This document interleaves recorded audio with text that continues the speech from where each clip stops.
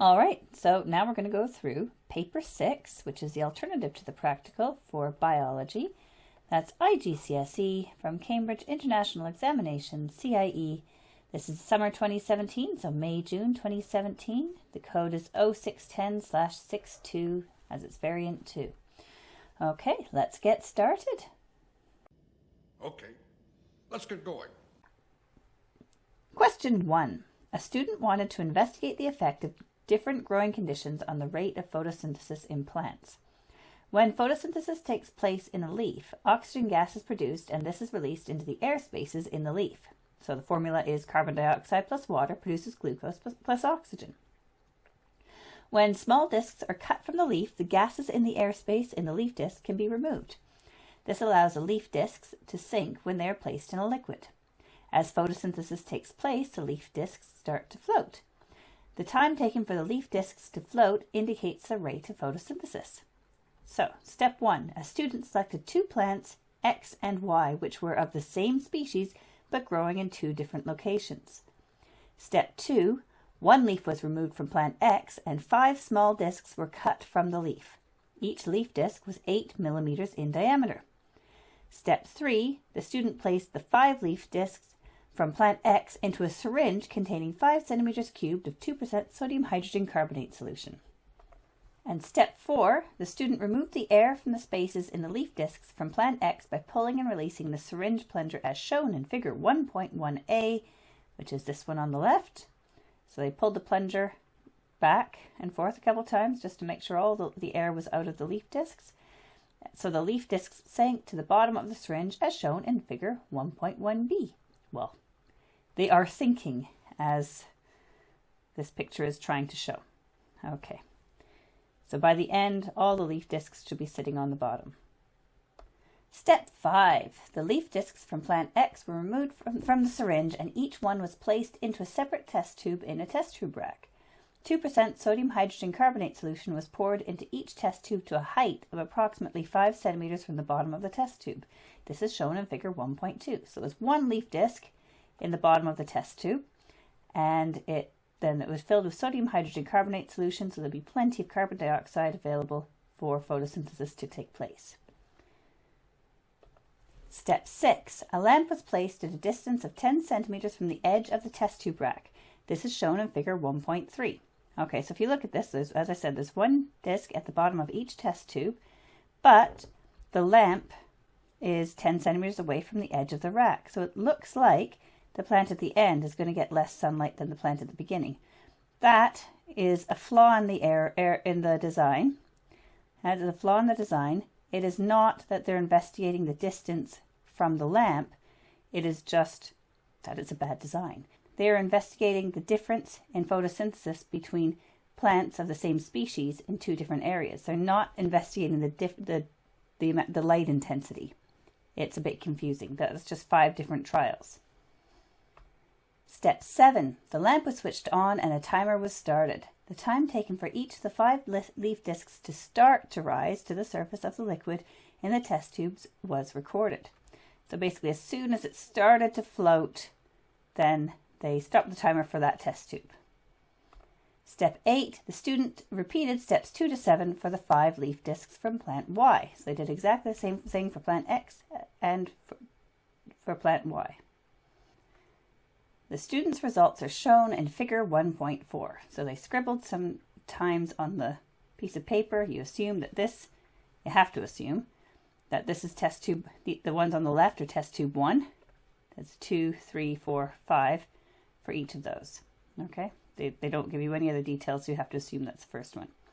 A1. Prepare a table to record the results shown in figure 1.4 and record the students' results in your table.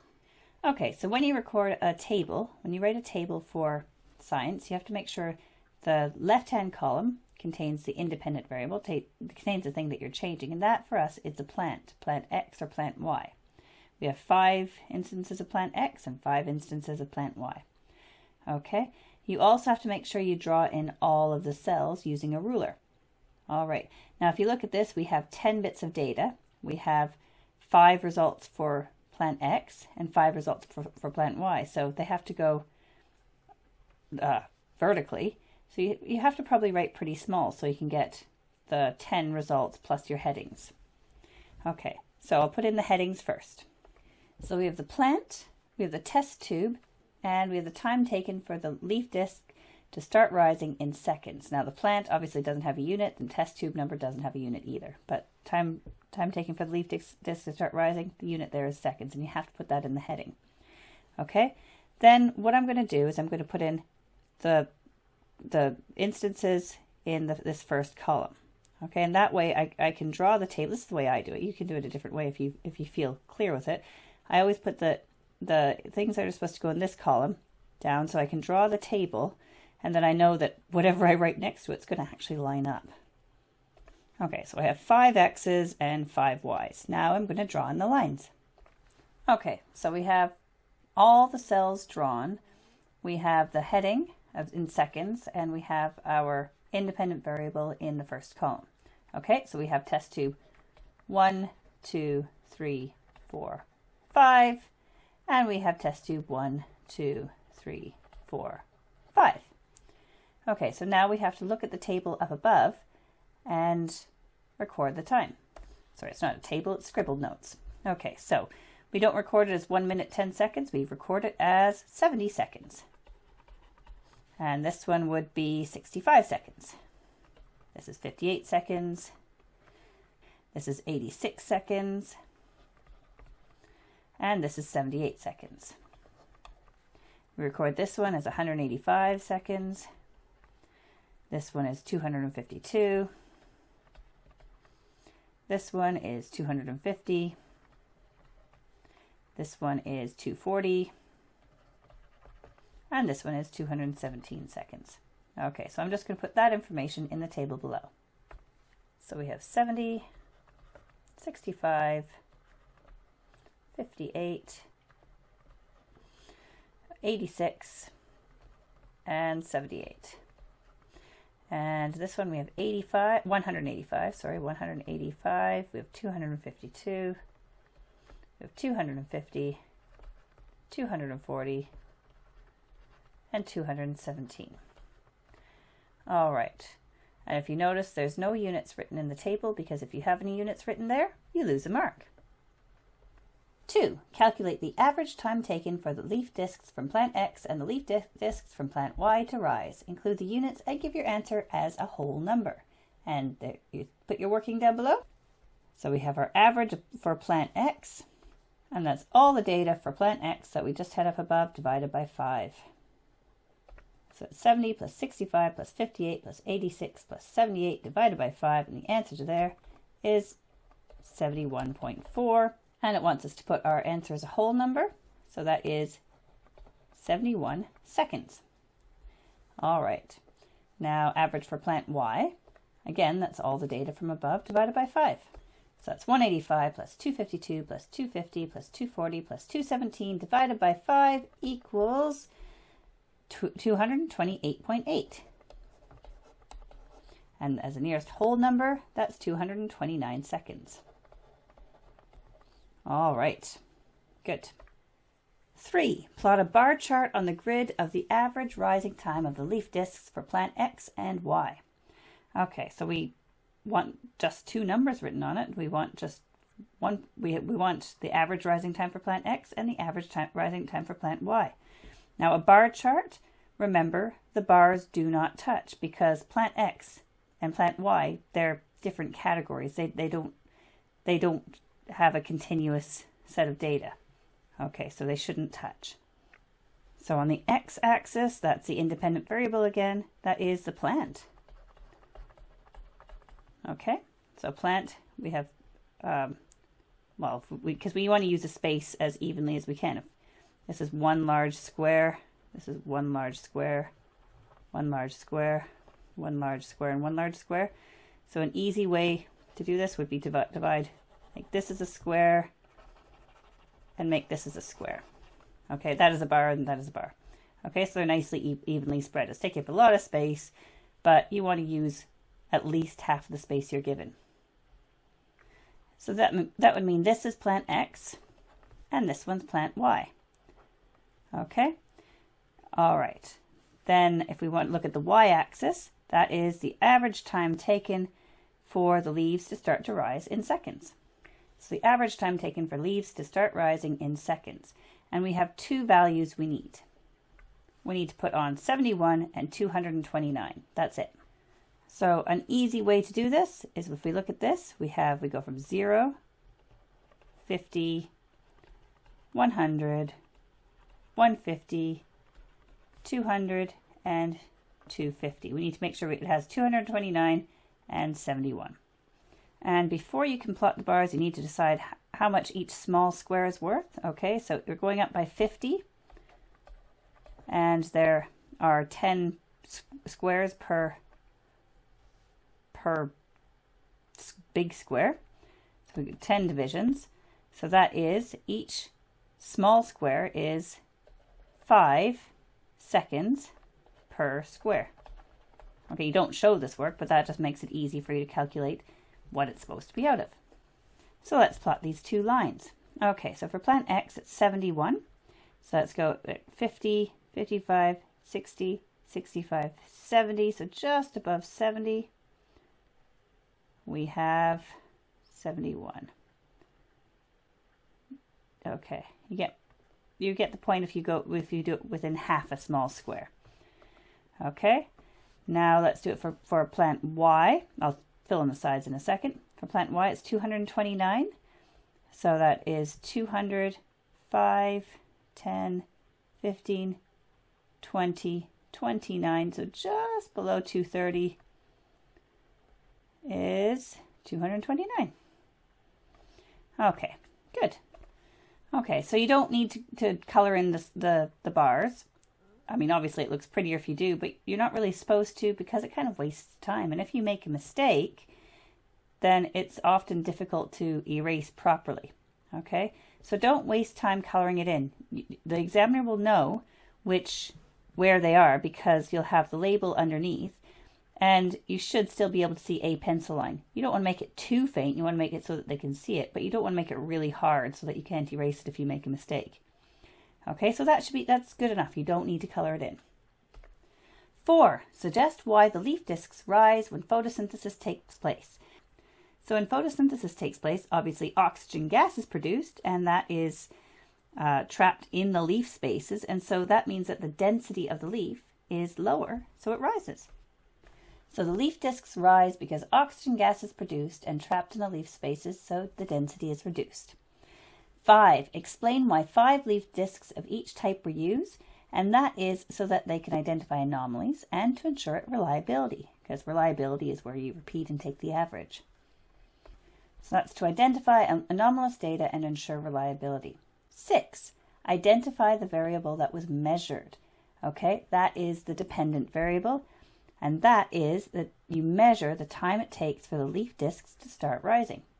So time taken for leaf discs to start to rise. And the variable that was changed, the independent variable, and that is the location of the plants. So the location of the plants. I know that they did change the distance of the plants from the light, but that's not actually what they were specifically trying to change. They were trying to change the location of the plants. So 7, state 2 variables that were kept constant. It says state 2 variables, which means only state 2 variables. Do not state 3 or 4, even if you're sure they're right. So one of them, they kept constant, was the size of the leaf discs. So the size of the leaf discs was kept constant. And another thing they kept constant was the species of plant they used. So the plant species, it would be a bit silly to use plants of different species.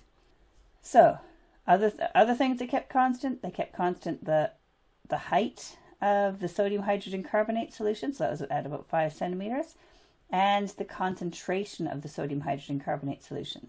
That was at 2%. So there's about 3 different things you could put down. They'd accept light intensity or distance to the lamp.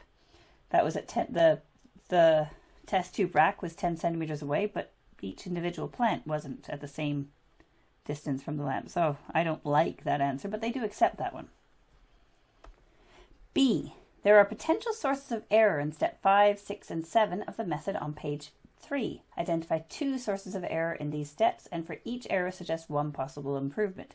Remember, the improvement has to match the error. Don't say an improvement to the experiment that's not matching. You will lose a mark. So remember, step 5 was when they were adding the sodium hydrogen carbonate solution. Step 6 was when they were putting the test tubes 10 centimeters away from the lamp. And step 7 was the timing of when they started to rise. So there's lots of potential sources of error there. One of them, if you just start at step 5, was they measured the height of the sodium carbonate solution, but not the volume. And so the test tubes might have slightly different widths or diameters, so they might actually have different volumes of hydrogen carbonate solution. So they measured the height of the sodium hydrogen carbonate solution, not the volume. That means there could actually be different concentration of carbon dioxide available for the plant to use. Okay, the improvement of this is obviously to measure the volume using a named device. You can say a measuring cylinder, a burette, or a graduated pipette. So measure the volume using a graduated cylinder, or something else that you state what it is. Okay, another error, or possible source of error, was that the leaf discs were different distances from the lamp. This one just kind of irritates me because I could have turned it side on to make it much closer to being the same distance away, even if they're not exactly the same. So the leaf discs were different distances from the lamp, and because of that, they had different light intensities. And so they're going to obviously photosynthesize at different rates if the light intensity was different. So the leaf discs were different distances from the lamp, so they had different light intensities. And an improvement for this is to arrange the test tubes so that they are the same distance from the lamp. And a key word you could put in there is equidistant. Or you can do each test separately. Both of those would work. So you can arrange test tubes so that they're the same distance from the lamp. And a nice word you can say, instead of same distance from the lamp, you could say equidistant. That's a nice scientific word that makes it sound like you know what you're talking about. Okay, or you could just do each test separately, and that would probably be even better because you're not doing this experiment. You're just saying how it could be done better. Okay, so there's a few other things you could put down. So another source of error was that when you're trying to look at when the leaf discs start to rise, it's kind of difficult because they might bounce around a little bit, and trying to figure out exactly when they start to rise, that is a subjective measurement. You're just judging. So a subjective measurement means you're making a judgment. Okay? And a way you can improve on that would be to possibly time how long it takes the leaf discs to actually reach the surface, because that should be much more specific, or get to a particular level. Okay, another possible source of error is that you're trying to measure the time for 5 different leaf discs simultaneously, all at the same time. Okay, sometimes it can be tricky to look down at your stopwatch and look up and go, oh, the next one started. So that can be quite tricky. So the way to improve that, you might want to stagger the timing. So you might want to start them at different times, or even better, just time them individually. Okay, and another source of error whenever you're talking about photosynthesis of plants in water is if the water is close to the lamp or to the light source, it could be heated up by the light and it's going to go faster. Photosynthesis is going to go faster if the light is heating up the water. So a way you could improve on this is you could use a heat shield, and that is basically put a beaker of water in front of the light to absorb the light. Okay, you could also use LED lamps or low energy lamps to make it so that it's less likely to heat up the water. Or you could put the test tubes in a water bath, and that would work as well. All right, so any of those things would work. Only put in 2. The improvement has to match the error, though. Question 2a. Figure 2.1 and Figure 2.2 are photomicrographs of cross-sections of leaves taken from different areas of the same tree. Some parts of the tree are shaded from the sun and some parts are in direct sunlight. The cross-section shown in Figure 2.1 was taken from a leaf grown in the shade, and the cross-section shown in Figure 2.2 was taken from a leaf grown in direct sunlight. Okay, so this is in the shade. Okay, this is a picture of a plant, a cross-section of a leaf grown in the shade. And this is a cross-section of a leaf grown in the sunlight. and they both have the same magnification. You can probably notice a couple of differences just by quickly glancing at each of them. 1. State 2 visible differences between the leaves shown in figure 2.1 and figure 2.2. Okay, well, the most obvious difference is that the leaf in the sun is thicker. Okay, so the leaf in the sun is thicker. You could also say the leaf in the shade is thinner. Same thing. Okay, another difference is that the leaf in the sun specifically has thicker palisade mesophyll cells, or thicker spongy mesophyll cells, or maybe just a thicker mesophyll layer. Okay. So if you look at this, this is the thickness of the palisade mesophyll layer in the sun, and this is the thickness of the palisade mesophyll layer in the shade. Well, you can always use your ruler to double check, but certainly it's much smaller. And the leaf in the sun is certainly a lot thicker than this. Okay, there's many other things you could actually write. You could say that the leaf in the sun has more tightly packed palisade mesophyll cells. So in the shade here, you can see there's some gaps in the palisade mesophyll layer, where the palisade mesophyll layer in the sun is about as tightly packed as it can possibly get. Okay, you could say that the leaf in the sun has actually a thicker epidermis, or the upper epidermis or the lower epidermis, and compared to this. Again, if you want to use your ruler, you can, but it is certainly thicker. You can say that the leaf in the sun has thinner palisade cells. So the actual palisade cells in the shade are actually wider than they are in the sun. So these cells in the sun are much thinner. They're also longer. So you could say that the palisade mesophyll cells in the sun are longer or taller. Okay. You can also say that the leaf in the sun has larger air spaces. These gaps here are much larger in the spongy mesophyll compared to these gaps. There's still gaps, but they're a lot smaller. And you can also just discuss any other valid point. You could discuss something about the shape of the vascular bundle. Maybe if you're saying it takes up most of the thickness of the leaf in the leaf grown in the shade, and it takes up only part of the leaf in the leaf grown in the sun. Okay, so any other valid point. All right, so that's that question. 2. Make a large drawing of the leaf cross-section shown in figure 2.2 and do not draw individual cells. Do not draw individual cells and do not label your drawing. They've already done it for you. Why would you label the drawing? Now this is probably one of the easier drawings you can do because there's really only a few lines to draw. So I just want you to show the proportions of the different layers. So basically you want to draw a line going across to show the upper epidermis and both sides of the upper epidermis. Okay. You want to show a line going across to show the palisade mesophyll cells. You'd probably want to show the vascular bundle. And you want to show the line going for the lower epidermis. Okay? Obviously not on the diagram, but that's basically all you're drawing. Okay, so you're drawing, as I said, you're drawing a line for the upper epidermis, the approximate thickness of it. It can't be perfect. You're drawing a line for the palisade mesophyll, the approximate proportions. You probably want to draw in the vascular bundle. Okay, and you want to draw in the lower epidermis. Well, the vascular bundle actually should probably be touching the palisade mesophyll layer, so I should probably move that up. And it's probably narrower than what I drew the first time. Okay, that's reasonably good, because if you look up here, we have the layers drawn, the vascular bundles there. That's about it. It's probably one of the easier drawings you can do. Okay, good. That's it. It says, do not label your drawing. Do not draw individual cells. So what do you actually get marks for in this question?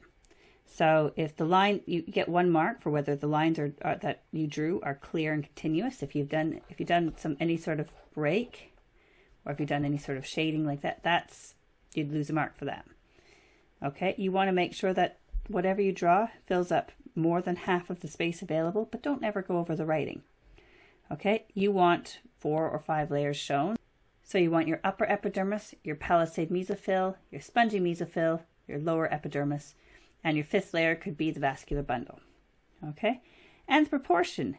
You have to make sure that the palisade mesophyll layer is approximately between 1/3 and 1/2 of the total mesophyll. Okay, so you want to make sure it's approximately in the same proportions. It's not going to be exactly the same. You're doing it approximately. Okay, so that's a nice drawing. I like that one. And if you do any sort of shading or stippling, so shading in or stippling, dots to show differences, or hatching, the lines like that, or if you draw any cells at all, or if you use a ruler, because you don't use a ruler in real life, in cells, in plants. Plants aren't straight. Then if you do any of those things, you lose a mark. Okay? There's nowhere on this diagram that you should use a ruler. Nothing's perfectly straight. Okay, that's it. 3. Measure the leaf thickness at line PQ in figure 2.1 and include the unit. Okay, so that you just take your ruler and measure between P and Q. Okay, and it's better to measure in millimeters because that is a nice, clear, easy number. It's quite small for centimeters, but if you did it in centimeters, that's okay as long as you write down centimeters. Okay, millimeters just seems a bit more appropriate for this. Okay, I measured it as 17 millimeters. The mark scheme says 19 millimeters plus or minus a millimeter. That's okay because I printed mine off on a slightly different scale to what the actual exam would be. So as long as you know that you know how to use your ruler, you should be fine. I'm going to use the numbers from the mark scheme, the 19 millimeters, for the rest of the calculations. So, length of line PQ, I'm going to say it's 19 millimeters. I measured 17, but this is my practice one. Okay. On the actual exam, as long as you know how to use a ruler, you should be okay. So calculate the actual leaf thickness using the equation. Actual leaf thickness is length of the line PQ, so the drawing, divided by the magnification. All right. Show your working and give your answer to 2 decimal places. Now this is something, again, a lot of people miss. Always look at this last line for instructions because 2 decimal places, that's important. Okay, so our actual leaf thickness equals 19 millimeters, that's the length of the line PQ, divided by the magnification. And as you see here, it says magnification is 130 times.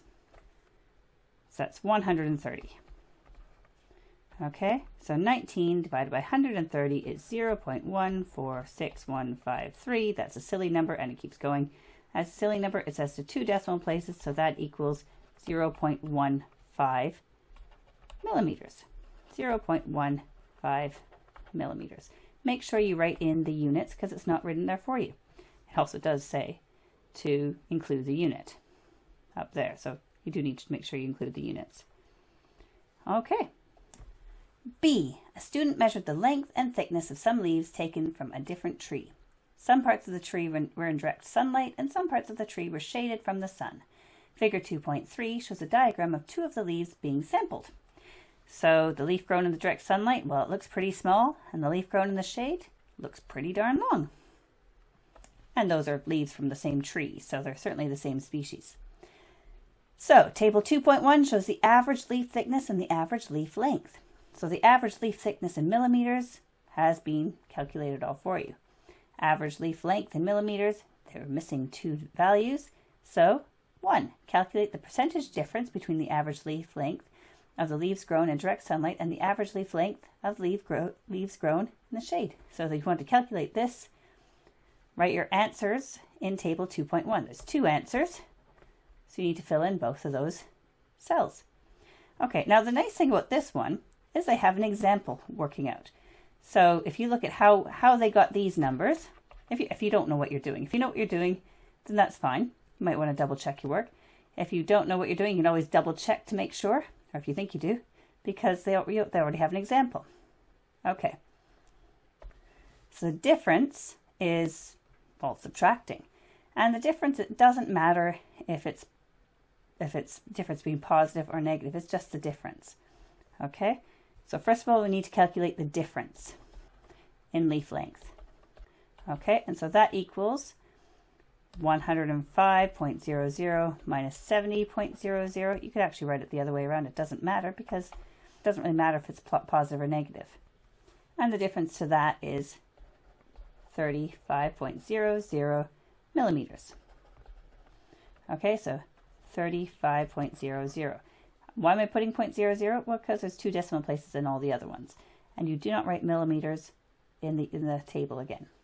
Okay, next we want the percentage difference. Okay, and that equals 35 millimeters divided by the original number, so it's 70 millimeters, times 100. Okay, and that equals 50%. So you write down 50.00 in this column because it says it's the percentage difference, and this one's to 2 decimal places, so you put this one to 2 decimal places. Now if you want to double check this, you can just type into your calculator 0.74 divided by 2.27 times 100, and you will get 32.60. Okay, so that way you know that you've done the calculation correctly. 2. The student was testing a hypothesis that stated leaves grown in the shade would be larger than leaves grown in direct sunlight. It says use table 2.1 to explain how the data supports this hypothesis and does not support this hypothesis.